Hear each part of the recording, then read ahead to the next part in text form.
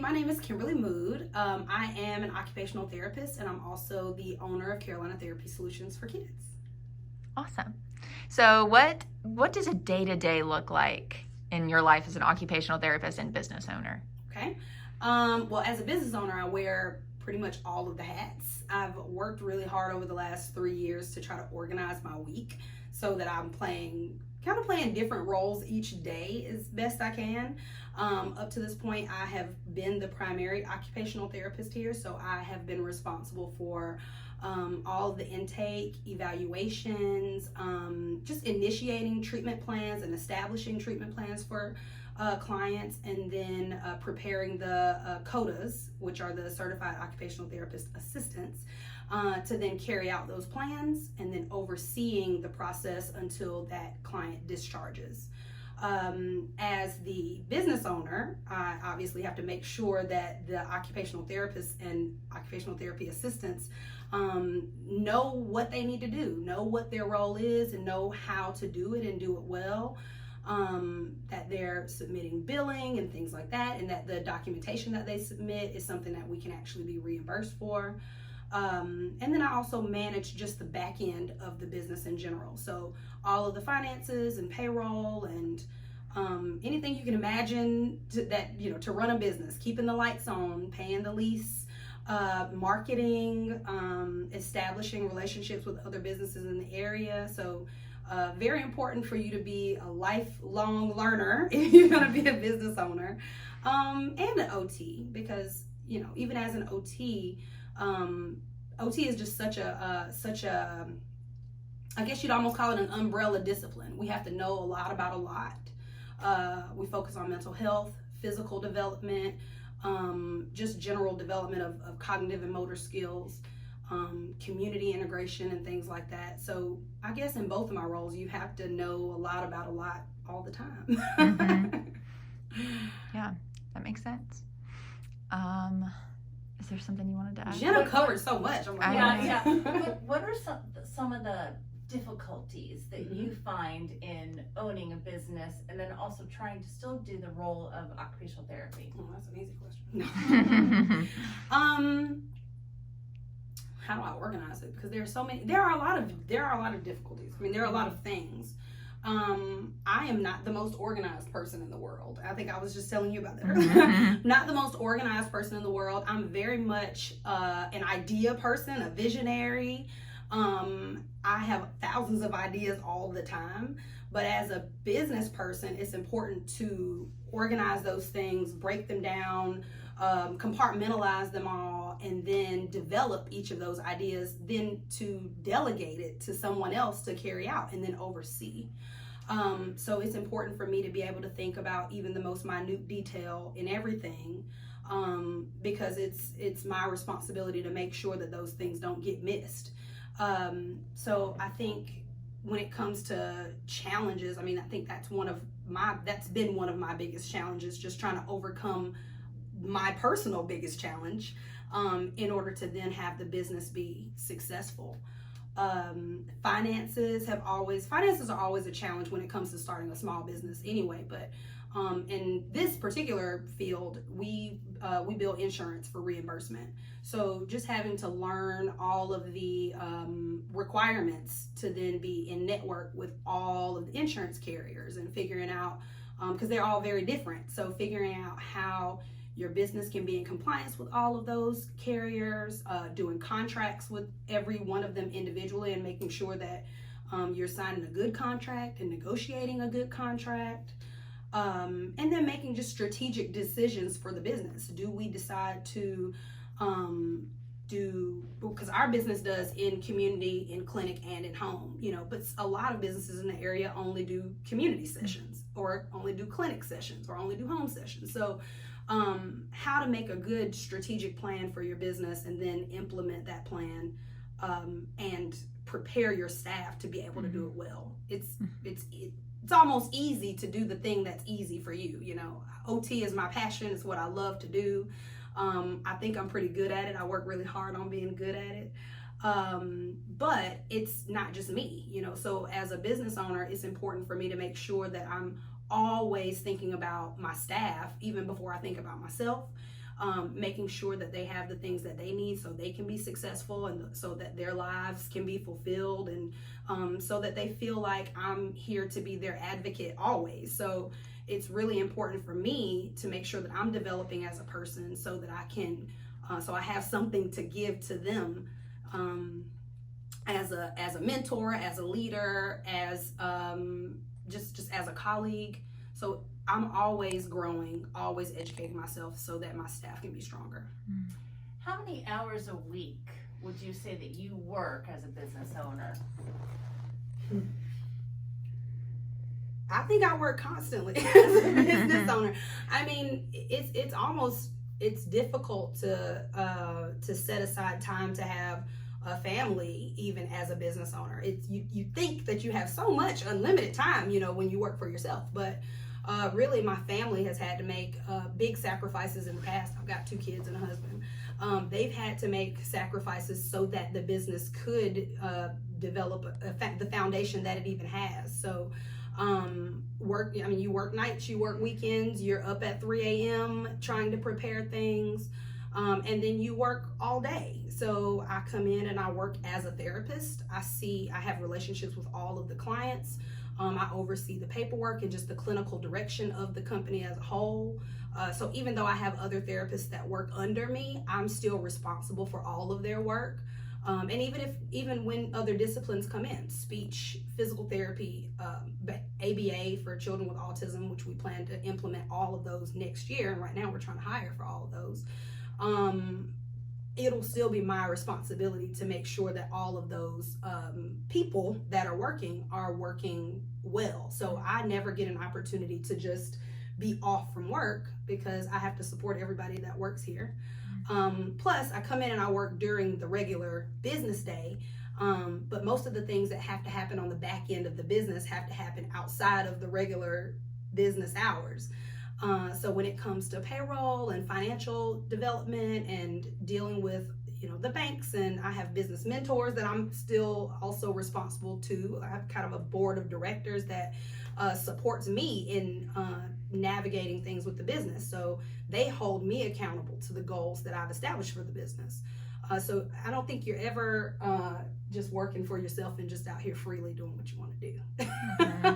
What kind of qualities do you look for when you're hiring employees? Great question. When I'm hiring employees, and maybe I'm a little different from some business owners, I don't know, but I'm looking for someone who has a great ability to build relationships with other people and to build them relatively quickly.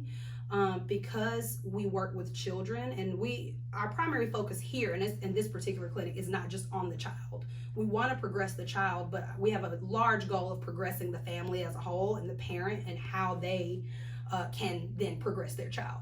So it's very important to have great interpersonal skills, a great ability to communicate, and to be someone that immediately and within the first 15 to 20 minutes that person wants you to come back to see them. So even if you're not the most exceptional OT in the world, or even if you don't have all A's, in school, for me, the primary thing are those soft skills, that person who is dependable and that person who is always eager to assist, always eager to look for another opportunity to learn something new for the good of other people. Someone who's always on time. I'm big on punctuality, because ultimately people are paying for your time and your energy and resources that you're going to spend on them. So you need to be able to definitely bring that to the table first, even before you bring what you know about therapy. Mm-hmm. That's important. Great. So you talked about doing evaluations whenever, you get a new client, you have an intake session. So can you explain kind of what an intake and evaluation looks like? Sure.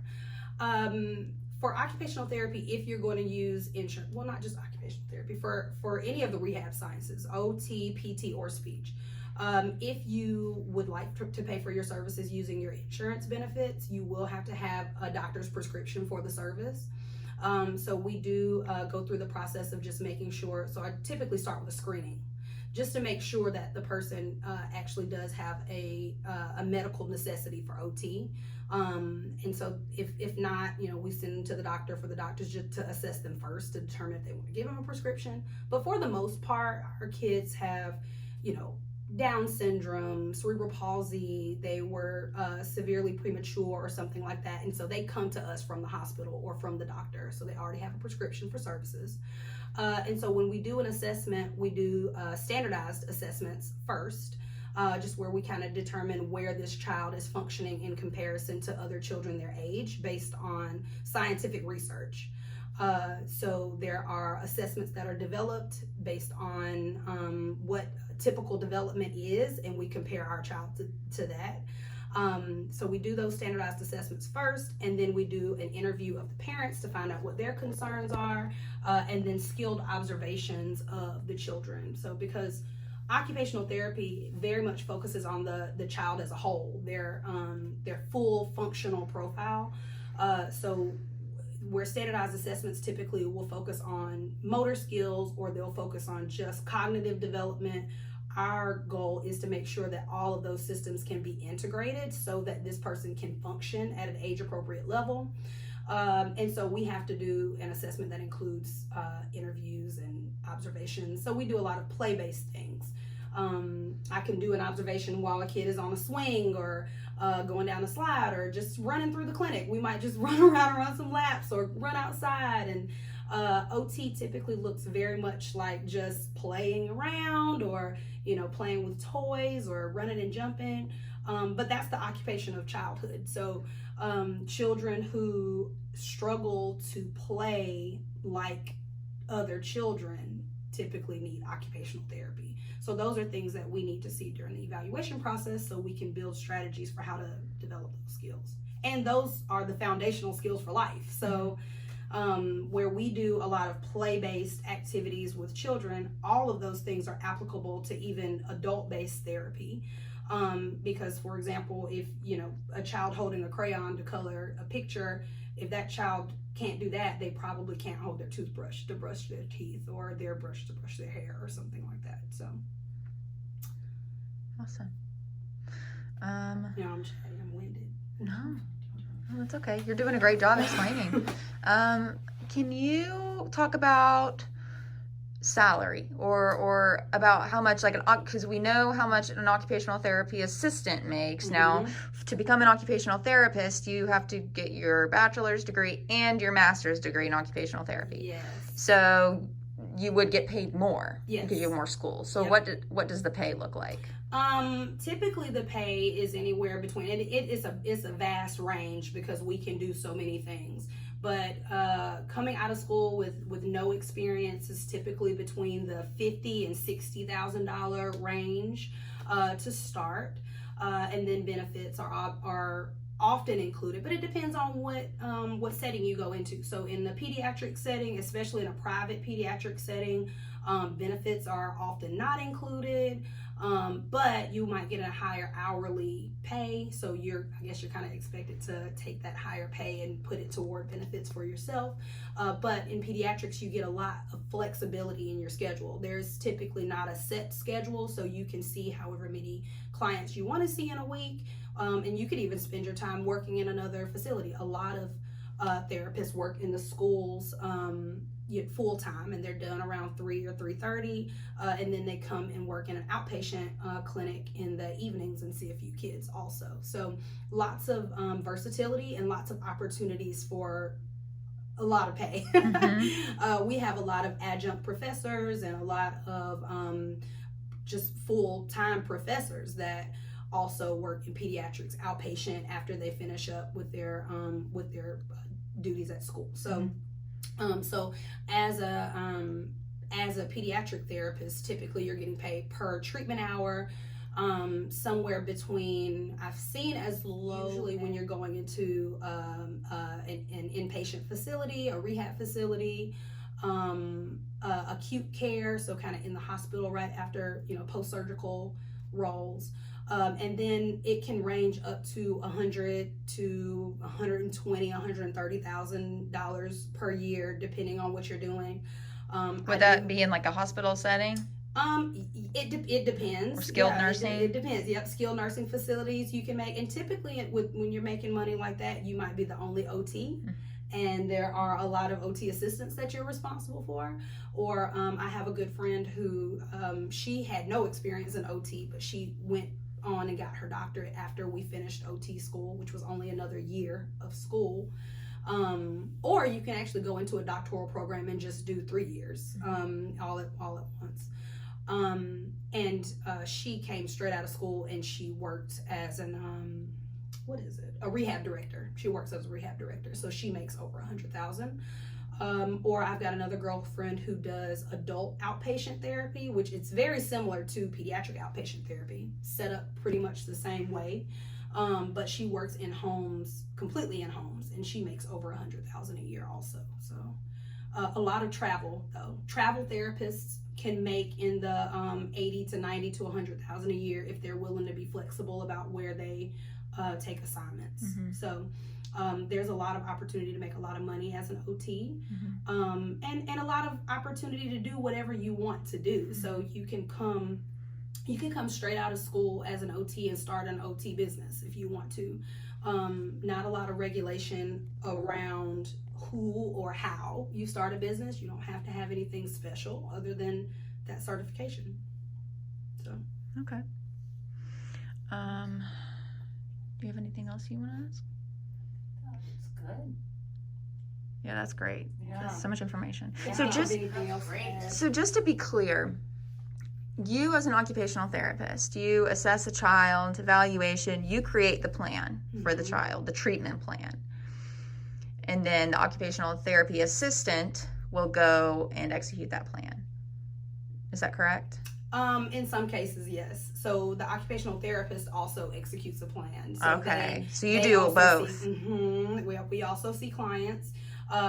What typically happens is that the OTR, which is the occupational therapist, takes on the more complex cases. So the kids that are more that have more complex needs. So our children that might be on ventilators or feeding tubes and things like that, hydrocephalus and those types of more complex challenges, or just generally medically complex cases. So even kids that have in the past had cancer or have had degenerative disorders like muscular dystrophy typically have a lot more attention from the OTR and might stay on the OTR caseload at least until they're very stable and that the plan is fully established, and then the CODA might come in and do more assistive roles. Now, for example, we have a little boy who has muscular dystrophy, and I've been seeing him since he was 3, and he is 6 or so now. So for the last year, he's been seeing a CODA. And she's done great with him. He's made tons of progress, but now he's starting to lose a lot of skills. His condition is starting to worsen, and so I'm taking more of an active role in his care now. Okay, that makes a lot of sense. Thank you for that clarification. I think that's good as far as like. Yeah. What are those for? Fine motor skills. This is what people think OT is. Like they think that all we do is fine motor development, which is not the case.